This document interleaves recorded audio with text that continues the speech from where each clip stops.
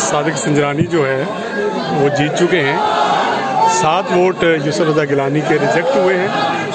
Box के अंदर मोहर थी, यूसुफ रज़ा गिलानी के नाम के ऊपर मोहर थी, लेकिन रूलिंग ये दी गई कि बॉक्स के सामने वाले खाने में मोहर होनी चाहिए थी। 7 वोट रिजेक्ट किए गए हैं। अगर वो 7 वोट गिलानी को पढ़ते तो गिलानी 1 वोट से जीत रहे थे। अभी सूरत हाल ये है कि सादिक संजरानी का ऐलान कर दिया गया है कि चेयरमैन सेनेट मुंतखब हो गए हैं। अपोजिशन आप देख रहे हैं कि 605 में है और 7 वोट ये आने वाला है।